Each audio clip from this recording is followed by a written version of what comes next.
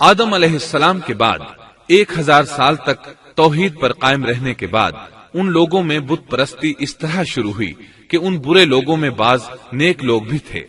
یہ برے لوگ ان نیک لوگوں سے بہت محبت کرتے تھے اور ان سے تقرب حاصل کرتے تھے، ان کی شان میں بہت مبالغہ کرتے تھے، جیسا کہ آج کل بعض لوگ علماء اور صالحین کی مدح سرائی میں زمین و آسمان کے قلابے ملاتے ہیں۔ یہی چیز بعد میں شرک کا ذریعہ بنی۔ امام بخاری رحمت اللہ علیہ نے سورہ نوح آیت 23 میں اللہ کے فرمان اور انہوں نے کہا کہ ہرگز اپنے معبودوں کو نہ چھوڑنا اور نہ ود اور سوا اور یغوث اور یعوق اور نصر کو چھوڑنا کی تفسیر کرتے ہوئے ابن عباس رضی اللہ عنہما سے روایت کی ہے۔ وہ فرماتے ہیں کہ یہ نوح علیہ السلام کی قوم کے بعض نیک آدمیوں کے نام ہیں۔ جب وہ فوت ہو گئے تو شیطان نے ان کی قوم کے دل میں یہ بات ڈال دی کہ جہاں وہ حضرات بیٹھا کرتے تھے وہاں ان کے بت بنا کر رکھ دو اور ان کو وہی نام دو جو ان بزرگوں کے تھے۔ انہوں نے ایسا ہی کیا اور پتھر کے بت بنا کر ان کے نام ان بزرگوں والے رکھ دیے۔ اس وقت تو بتوں کی پوجا نہ ہوئی، لیکن جب یہ لوگ فوت ہو گئے اور علم مٹ گیا تب ان کی پوجا ہونے لگی۔ ابن عباس رضی اللہ عنہما فرماتے ہیں نوح علیہ السلام کی قوم کے یہی بت بعد میں عرب میں پوجے گئے اور اللہ تعالی کے فرمان کا یہی مطلب ہے، یعنی ان نیک بزرگوں کے بت بنا لیے گئے اور آہستہ آہستہ ان کی پوجا شروع کر دی گئی، اور سب لوگوں نے ایک اللہ کی عبادت سے انکار کر دیا۔ نوح علیہ السلام اکیلے اس دنیا میں موحد اور توحید پرست باقی رہ گئے۔ نوح علیہ السلام کا نسب کچھ یوں ہے: نوح بن لامک بن متو شلح بن ادریس۔ اس طرح ادریس علیہ السلام ان کے پردادا ہوئے۔ اس وقت لوگوں کی عمریں بہت طویل ہوتی تھیں، اس لیے ہم کہہ سکتے ہیں کہ ادریس علیہ السلام کئی 100 سال زندہ رہے اور نوح علیہ السلام 1000 سال سے بھی زیادہ عرصہ زندہ رہے۔ عمریں لمبی ہونے کی وجہ سے ادریس علیہ السلام اور نوح علیہ السلام کے درمیان کافی مدت بنتی ہے، اور اسی مدت کے دوران کفر و شرک نے زور پکڑا اور بتوں کی عبادت شروع ہو گئی۔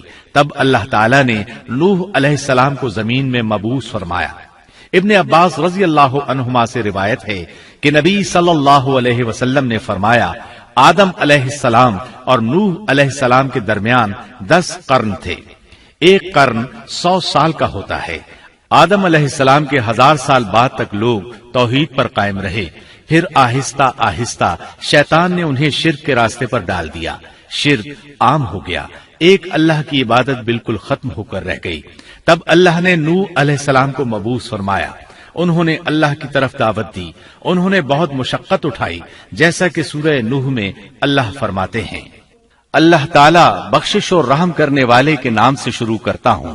یقیناً ہم نے نوح کو ان کی قوم کی طرف بھیجا کہ اپنی قوم کو ڈراؤ اور خبردار کر دو، اس سے پہلے کہ ان کے پاس دردناک عذاب آ جائے۔ نوح نے کہا اے میری قوم، میں تمہیں صاف صاف ڈرانے والا ہوں کہ تم اللہ کی عبادت کرو اور اس سے ڈرا کرو اور میرا کہنا مانو، تو وہ تمہارے گناہ بخش دے گا اور تمہیں ایک وقت مقررہ تک چھوڑ دے گا۔ یقیناً اللہ کا وعدہ جب آ جاتا ہے تو موقوف نہیں ہوتا، کاش تمہیں سمجھ ہوتی۔ نوح علیہ السلام تبلیغ کے سلسلے میں سخت محنت کرتے، دن رات لوگوں کے گھروں اور ان کے اجتماعات میں جا جا کر انہیں دعوت دیتے۔ آپ انہیں اعلانیہ اور پوشیدہ طور پر دعوت دیتے، یہاں تک کہ دعوت دیتے دیتے انہیں 950 سال گزر گئے، لیکن سوائے چند لوگوں کے کوئی ایمان نہ لایا۔ تب انہوں نے اللہ سے دعا کی اے میرے اللہ، میں نے اپنی قوم کو دن رات تیری طرف بلایا، لیکن میرے بلانے سے یہ اور زیادہ بھاگنے لگے۔ انہوں نے اپنے کانوں میں انگلیاں ٹھونس لیں، اپنے اوپر کپڑے اوڑھ لیے اور کہنے لگے ہم تیری شکل دیکھنا نہیں چاہتے۔ میرے اللہ، یہ لوگ تیری باتیں سننا پسند نہیں کرتے۔ میں نے پھر بھی ان سے کہا اپنے مالک سے بخشش طلب کرو، وہ بڑا بخشنے والا ہے۔ اس وقت نوح علیہ السلام کی قوم میں ایک بادشاہ تھا، وہ بہت مغرور تھا۔ وہ قوم سے کہنے لگا نوح کی باتوں پر کان نہ دھرنا اور نہ اس سے بحث کرنا، یہ جو کرتا ہے اسے کرنے دو، تم اپنے بتوں کی پوجا پر ڈٹے رہو۔ چنانچہ لوگوں نے نوح علیہ السلام کی باتوں کی طرف سے کان بند کر لیے۔ اپنے بادشاہ کی بات پر عمل کرنے لگے۔ تب نوح علیہ السلام نے اللہ سے فریاد کی، اے پروردگار، یہ میرا کہنا نہیں مانتے، ان لوگوں کی سنتے ہیں جن کی اولاد اور مال نے انہیں فائدہ تو نہ دیا، الٹا نقصان پہنچایا، اور انہوں نے میرے ساتھ بڑا داؤ کیا، یعنی دوسروں کو میرے درپے کر دیا، خود بھی مجھے ستانے میں کوئی کسر نہ چھوڑی، اور آپس میں ایک دوسرے سے کہنے لگے اپنے دیوتاؤں کو نہ چھوڑنا، نہ ود اور نہ سوا اور نہ یغوث اور نہ یعوق اور نہ نصر کو چھوڑنا۔ ان لوگوں نے بہت سے لوگوں کو گمراہ کر ڈالا، اور پروردگار تو ایسا کر کہ یہ ظالم اور زیادہ گمراہ ہو۔ اس طرح نوح علیہ السلام نے 950 سال دن رات لوگوں کو اللہ کی طرف بلایا، لیکن اتنے طویل عرصہ میں صرف 80 کے قریب لوگ مسلمان ہوئے، اور ان ایمانداروں کی اکثریت فقراء، مساکین، ناتواں اور غلام قسم کے لوگوں پر مشتمل تھی، جن کی معاشرے میں کوئی حیثیت نہیں ہوتی۔ مشکل سے 10 ایماندار ایسے ہوں گے جو شرف و جاہ کے مالک ہوں گے۔ چنانچہ نوح علیہ السلام کے مغرور سرداروں نے جب اس صورتحال کو دیکھا تو اکٹھے ہو کر نوح علیہ السلام کے پاس آئے اور کہنے لگے، اے نوح، ہم چاہتے ہیں تیری باتیں سنیں اور لوگوں کو بھی تیری باتیں سننے کی ترغیب دیں اور سب تجھ پر ایمان لے آئیں، لیکن اس سے پہلے ہماری ایک شرط ہے، یہ کہ آپ کے حلقے میں جو یہ ذلیل اور حقیر لوگ آ گئے ہیں انہیں دھکے دے کر اپنے پاس سے نکال دے، اس لیے کہ ہم اپنی قوم کے سردار، چودھری اور مقام و مرتبے والے لوگ ہیں، اس لیے ہم ان فقیر لوگوں کے پاس نہیں بیٹھ سکتے۔ اگر آپ انہیں نکال دیتے ہیں تو ہم ایمان لے آئیں گے۔ اللہ تعالیٰ نے نوح علیہ السلام کی قوم کے ان سرداروں کی تردید سورہ ہود آیات 27 تا 31 میں کی ہے۔ اللہ تعالیٰ فرماتے ہیں، کافر سردار نوح سے کہنے لگے ہم تو یہی دیکھتے ہیں کہ تو ہماری طرح ایک آدمی ہے، اور یہ بھی دیکھتے ہیں کہ صرف ان لوگوں نے تیری پیروی کی ہے جو ہم میں رذیل ہیں، وہ بھی اوپر کی عقل سے، اور ہم تو تمہیں کسی بات میں اپنے سے زیادہ نہیں پاتے بلکہ تمہیں جھوٹا خیال کرتے ہیں۔ نوح نے کہا، اے سردارو، بتلاؤ تو صحیح، اگر میں اپنے رب کی طرف سے جو دلیل آئی ہے اس پر قائم ہوا اور اس نے اپنی مہربانی سے مجھے سرفراز کیا اور تم سے وہ چھپی رہی تو کیا زبردستی میں اسے تمہارے سر منڈ دوں گا، حالانکہ تم اس سے بیزار ہو۔ میری قوم والو، میں تم سے اس پر کوئی مال نہیں مانگتا، میرا ثواب تو صرف اللہ تعالیٰ کے ہاں ہے، نہ میں ایمانداروں کو اپنے پاس سے نکال سکتا ہوں، انہیں اپنے رب سے ملنا ہے، لیکن میں دیکھتا ہوں کہ تم لوگ جہالت کی بات کر رہے ہو۔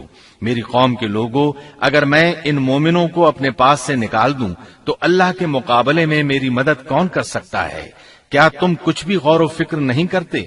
میں تم سے یہ نہیں کہتا کہ میرے پاس اللہ کے خزانے ہیں اور میں غیب کا علم بھی نہیں رکھتا، نہ میں یہ کہتا ہوں کہ میں کوئی فرشتہ ہوں، نہ میرا یہ قول ہے کہ جن پر تمہاری نگاہیں ذلت سے پڑ رہی ہیں اللہ تعالیٰ انہیں کوئی نعمت دے گا ہی نہیں، ان کے دل میں جو ہے اللہ اسے بخوبی جانتا ہے۔ اگر میں ایسی بات کہوں تو یقیناً میرا شمار ظالموں میں سے ہوگا۔ اس پر نوح علیہ السلام کی قوم اور اکڑ گئی اور وہ کہنے لگے، اے نوح، بس بہت ہو گیا، تو نے ہمیں بہت ڈرا دھمکا دیا، اب اگر تو سچا ہے تو جس چیز کا وعدہ تو ہم سے کرتا تھا اس کو لے آ۔ نوح علیہ السلام نے ان کی بات سن کر کہا، عذاب لانا تو اللہ کا کام ہے، اللہ کو کوئی عاجز نہیں کر سکتا، اور جب اس کا عذاب آ جائے گا تو کوئی بھاگ نہیں سکے گا۔ اس کے بعد نوح علیہ السلام کی قوم کا ان سے آمنا سامنا ہوا تو انہوں نے ان سے کہا، اے میری قوم، اگر تم پر یہ گراں گزرتا ہے کہ میں تم میں رہتا ہوں اور تمہیں اللہ کی باتیں سنا رہا ہوں، تم اس سے چڑھتے ہو اور مجھے نقصان پہنچانے کے درپے رہتے ہو، تو سنو، میں صاف کہتا ہوں، مجھے تمہارا کوئی خوف نہیں، تمہاری کوئی پرواہ نہیں، تم سے جو ہو سکے کر گزرو، میرا جو بگاڑ سکتے ہو بگاڑ لو، تم اپنے شریکوں اور جھوٹے معبودوں کو بھی بلا لو اور مل جل کر مشورے کر کے بات کھول کر پوری قوت کے ساتھ مجھ پر حملہ کرو، تمہیں قسم ہے تم میرا جو بگاڑ سکتے ہو بگاڑ لو، اس میں کوئی کسر اٹھا نہ رکھو، مجھے بالکل مہلت نہ دو، اچانک مجھے گھیر لو، میں بالکل بے خوف ہوں، اس لیے کہ تمہارے راستے کو میں باطل جانتا ہوں، میں حق پر ہوں، حق کا ساتھی اللہ ہوتا ہے، میرا بھروسہ उसी अजीम जात पर है, मुझे उसकी कुदरत की बड़ाई मालूम है। नूह अलैहिस्सलाम ने वाज़ेह अल्फाज में अपनी कौम को चैलेंज दिया, लेकिन किसी में ताकत न हुई कि वो नूह अलैहिस्सलाम का मुकाबला कर सके। चुनाचे कहने लगे, इसे छोड़ दो, ये मजनून और बेवकूफ है, नऊज़ु बिल्लाह। बहरहाल मामला इसी तर्ज पर चलता रहा, यहाँ तक कि साल हर साल गुजर गए, लेकिन कोई मुसलमान न हुआ। फिर पहाड़ पर रहने वाले लोग रोज बरोज बुराई में तरक्की करते चले गए, और जो लोग शुरू में ईमान लाए थे उनके अलावा और कोई शख्स ईमान न लाया। नूह अलैहिस्सलाम उन्हें मुसलसल दावत देते रहे, मगर बेअसर। यहाँ तक कि अल्लाह ताला ने नूह अलैहिस्सलाम की तरफ वही की कि अब कोई शख्स ईमान नहीं लाएगा। अल्लाह ताला सूरह हूद में फरमाते हैं, नूह की तरफ वही की गई कि आपकी कौम में से जो ईमान ला चुके हैं उनके सिवा और कोई अब ईमान नहीं लाएगा, बस आप उनके कामों पर गमगीन न हो। मतलब ये था कि आप गम न करें, अल्लाह का हुक्म अब पूरा होने वाला है। गौर फरमाएं, नूह अलैहिस्सलाम के जज्बे को देखिए। मुसलसल 950 साल तक दावत देते रहे, लोग उन्हें झुटलाते रहे, लेकिन फिर भी उनसे नाउमीद न हुए।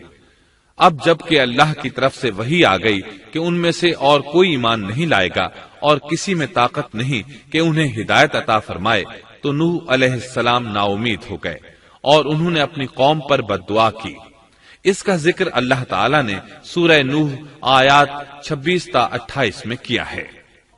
नूह ने कहा, ऐ मेरे परवरदिगार, तू रूए जमीन पर किसी काफिर को रहने सहने वाला न छोड़। अगर तू इन्हें छोड़ेगा तो ये यकीनन तेरे और बंदों को भी गुमराह कर देंगे, और इनके यहाँ जो औलाद होगी वो भी बदकार नाशुक्रे होंगे। ऐ मेरे परवरदिगार, तू मुझे और मेरे माँ बाप को और जो भी ईमानदार होकर मेरे घर आए और तमाम मोमिन मर्दों और औरतों को बख्श दे, और काफिरों को सिवाय हलाकत के और कुछ न दे।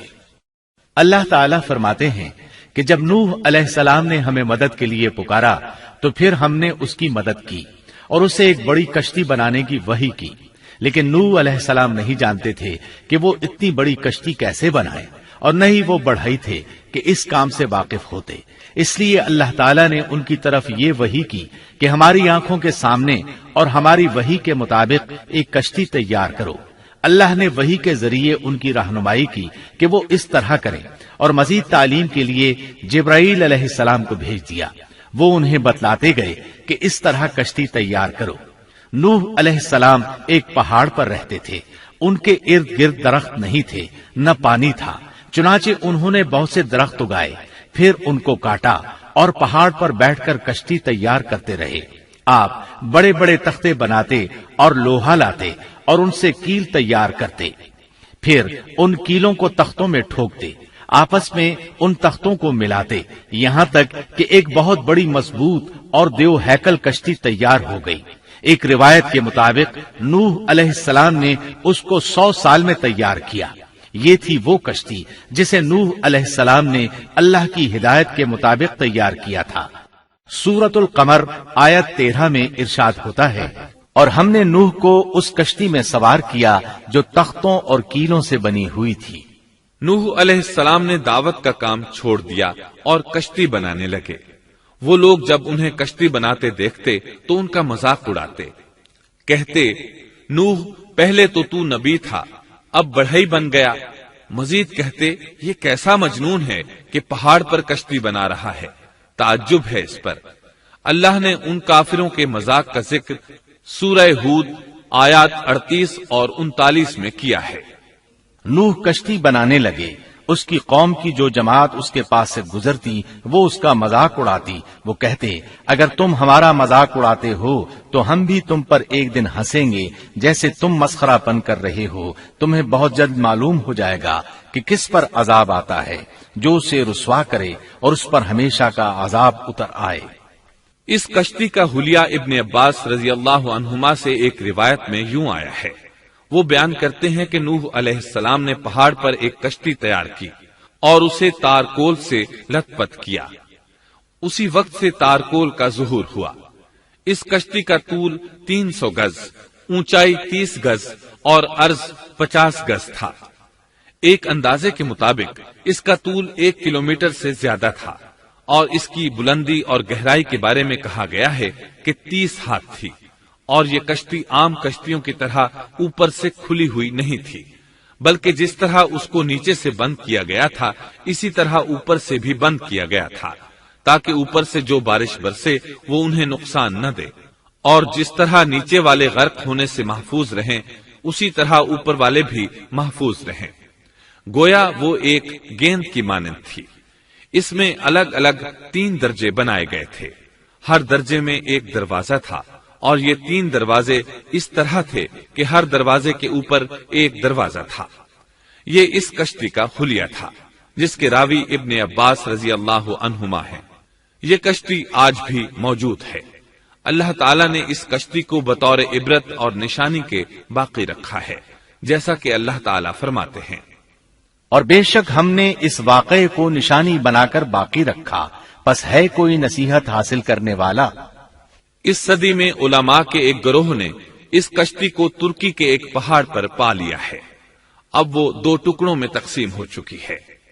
اس کا حلیہ وہی تھا جو بیان ہوا۔ اللہ کا فرمان سچا ثابت ہو گیا کہ ہم نے اس کو نشانی بنا کر باقی رکھا ہے۔ اس کے بعد طوفان آیا۔ اللہ تعالیٰ نے نوح علیہ السلام کو اس طوفان کے ظہور کی ایک نشانی اور علامت بتلائی تھی۔ نوح علیہ السلام کے گھر میں ایک تنور تھا۔ اللہ نے فرمایا، جب یہ تنور جوش مارنے لگے اور پانی اس سے ابلنے لگے تو سمجھ لینا اللہ کا وعدہ آ گیا۔ چنانچہ اس وقت مومنوں کو اور اپنے اہل و عیال کو اور زمین پر بسنے والے تمام جانوروں کا جوڑا جوڑا اس کشتی میں سوار کر لینا۔ تنور سے کیا مراد ہے، اس کے متعلق مفسرین میں اختلاف ہے۔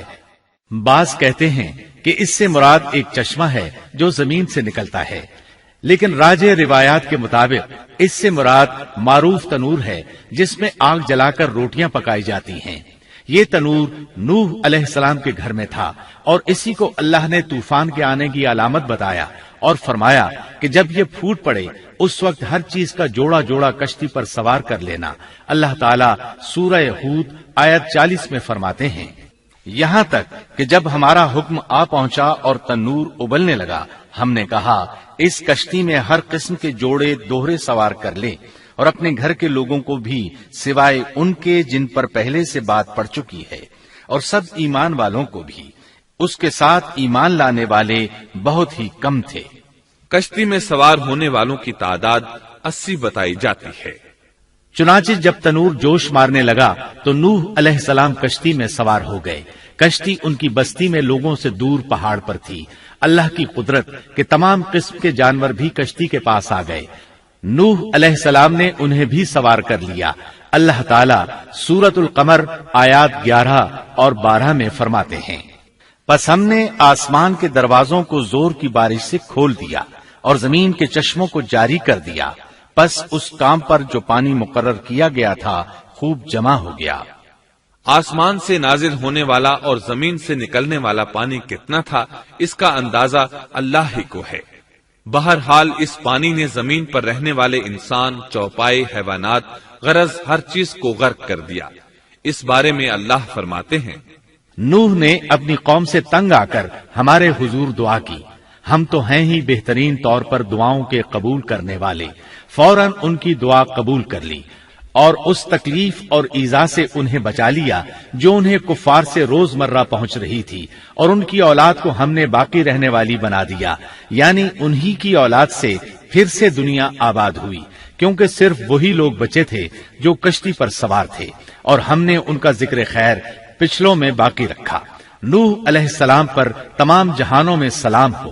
ہم نیکی کرنے والوں کو اسی طرح بدلے دیتے ہیں، وہ ہمارے ایماندار بندوں میں سے تھا، پھر ہم نے باقی سب کو غرق کر دیا۔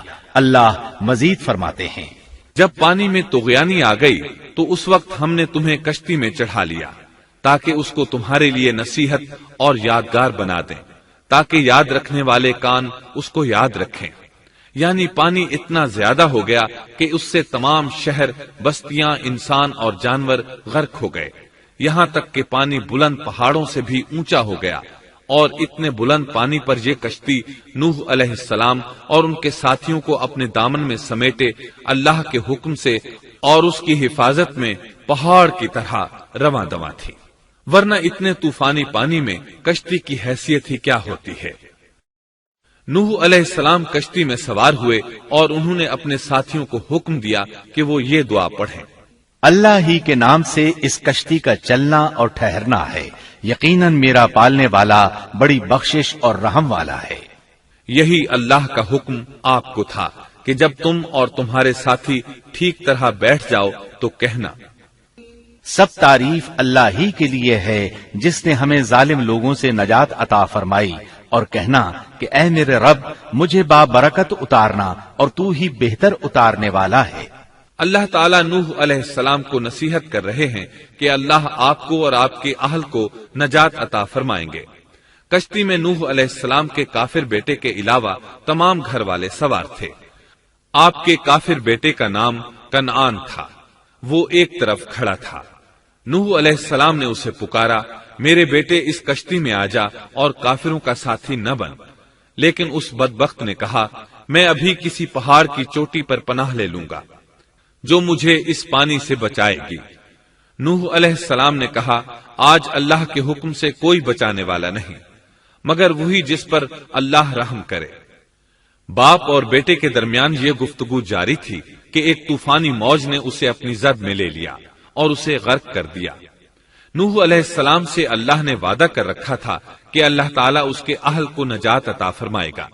چنانچہ جب آپ کی آنکھوں کے سامنے آپ کا بیٹا غرق ہو گیا تو وہ پکار اٹھے، اے اللہ، میرا بیٹا میرے گھر والوں میں سے تھا اور تو نے مجھ سے وعدہ کیا تھا کہ میرے گھر والوں کو نجات عطا فرمائے گا، اور تو تمام حاکموں سے بہتر حاکم ہے، لہذا ناممکن ہے کہ تیرا وعدہ پورا نہ ہو۔ واضح ہو کہ نوح علیہ السلام کا اپنے بیٹے کے بارے میں بات کرنا بطور استفسار تھا، بطور بحث نہیں تھا۔ آپ وضاحت چاہتے تھے۔ اللہ تعالیٰ نے فرمایا، اے نوح، وہ تیرے اہل سے نہیں تھا کیونکہ وہ کافر تھا۔ کفر نسب کو ختم کر دیتا ہے۔ ایک مومن کا دوسرے مومن سے تعلق ایک مسلمان بھائی کے کافر بھائی سے تعلق سے زیادہ بڑا ہے، اور حقیقی اخوت وہ ہے جس کی بنیاد ایمان پر ہو۔ کفر تو نسبی تعلق کو کاٹ دیتا ہے، اس لیے اللہ نے یہ نہیں فرمایا کہ وہ کافر ہے، بلکہ یہ فرمایا کہ وہ تیرے اہل سے نہیں ہے۔ ہمارے لیے بھی یہی حکم ہے، کسی مومن کا کافر کے ساتھ رشتہ نہیں ہو سکتا۔ اس کے ساتھ اللہ نے نوح علیہ السلام کو نصیحت فرمائی کہ آپ ہرگز وہ چیز نہ مانگیں جس کا آپ کو مطلقاً علم ہی نہ ہو، اور ہم آپ کو نصیحت کرتے ہیں کہ جاہلوں میں اپنا شمار کرانے سے باز رہیں۔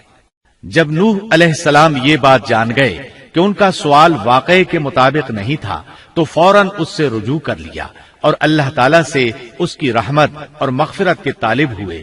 اس موقع پر انہوں نے دعا کی۔ نوح علیہ السلام نے کہا، اے میرے پروردگار، میں تیری ہی پناہ چاہتا ہوں اس بات سے کہ تجھ سے وہ مانگوں جس کا مجھے علم ہی نہ ہو۔ اگر تو مجھے نہ بخشے گا اور تو مجھ پر رحم نہیں کرے گا تو میں خرابی والوں میں ہو جاؤں گا۔ یہ دعا انہوں نے مانگی۔ اپنے بیٹے کے متعلق سوال کے علاوہ نوح علیہ السلام نے اللہ تعالیٰ کی کوئی نافرمانی نہیں کی اور نہ اپنے نفس پر کسی نافرمانی کو شمار کیا۔ کشتی نوح علیہ السلام اور ان کے ساتھیوں کو لیے پانی کی موجوں پر بلند ہو رہی تھی، اور زمین پر موجود ہر چیز، انسان، حیوانات، چوپائے، پرندے غرق ہو چکے تھے۔ ان میں کوئی بھی باقی نہیں بچا تھا۔ اگر کوئی زندہ بچا تھا تو کشتی والے۔ ابن عباس رضی اللہ عنہما سے روایت ہے کہ نوح علیہ السلام اور ان کے ساتھی 6 ماہ کشتی میں رہے، اور بعض روایات میں یہ بھی ہے کہ وہ محرم کی 10 تاریخ کو کشتی سے نیچے اترے۔ آخر اللہ کے حکم سے طوفان رک گیا۔ اللہ نے زمین کو حکم دیا کہ وہ تمام پانی کو نگل جائے۔ زمین نے سارا پانی نگل لیا، زمین خشک ہو گئی۔ اللہ تعالیٰ سورہ ہود آیت 44 میں فرماتے ہیں، اور فرما دیا گیا کہ اے زمین اپنے پانی کو نگل جا، اور اے آسمان بس کر تھم جا۔ اسی وقت پانی سکھا دیا گیا اور کام پورا کر دیا گیا، اور کشتی جودی نامی پہاڑ پر جا ٹھہری، اور فرما دیا گیا کہ ظالم لوگ اللہ کی رحمت سے دور ہیں۔ کشتی جودی پہاڑ پر جا کر ٹھہر گئی۔ اب انہیں حکم ہوا کہ سلامتی کے ساتھ کشتی سے اتر آئے، آپ پر بھی برکت نازل ہوگی۔ اور ان قوموں پر بھی جو آئندہ آپ کی نسل سے پیدا ہوں گی، اور آپ کی نسل میں سے کچھ لوگ ایسے بھی ہوں گے جنہیں ہم فائدہ تو ضرور پہنچائیں گے، پھر انہیں ہماری طرف سے دردناک عذاب پہنچے گا۔ بہت سی روایات میں یہ بات مذکور ہے کہ نوح علیہ السلام ایک لمبی مدت یعنی 6 ماہ کشتی میں طوفان تھم جانے کا انتظار کرتے رہے۔ آپ نے طوفان کے حالات معلوم کرنے کے لیے ایک کبوتر بھیجا جو واپس آ گیا، اسے پاؤں رکھنے کو جگہ نہ ملی۔ اسے دوبارہ بھیجا گیا تو وہ پھر واپس آ گیا۔ چند دن بعد اسے پھر بھیجا گیا تو وہ اپنی چونچ میں زیتون کی ایک ٹہنی لیے ہوئے تھا۔ اس سے نوح علیہ السلام نے معلوم کر لیا کہ پانی زمین سے کچھ ہی اونچا رہ گیا ہے اور درخت وغیرہ اگ چکے ہیں۔ کچھ دن بعد اسے پھر بھیجا گیا۔ اس مرتبہ وہ واپس لوٹا تو اس کے پاؤں خاک آلود تھے۔ نوح علیہ السلام نے سمجھ لیا کہ طوفان رک گیا اور زمین خشک ہو چکی ہے۔ سیرت کی کتب میں یہ واقعہ موجود ہے۔ اسی کی بنیاد پر سیرت نگاروں کا کہنا ہے کہ کبوتر کا آنا سلامتی کی علامت تھا اور اس کی چونچ میں زیتون کی ٹہنی نوح علیہ السلام کی بادشاہت کی طرف اشارہ تھا۔ اس طرح نوح علیہ السلام زمین پر اتر آئے۔ اس وقت اولاد آدم میں سے کوئی انسان سوائے ان لوگوں کے زندہ نہیں بچا تھا۔ جزیرہ عرب، فلسطین اور ان کے ارد گرد کا علاقہ غرق ہونے سے محفوظ رہا۔ ان کے علاوہ تمام زمین غرق ہوئی تھی۔ سب کے سب طوفان کی نظر ہو گئے۔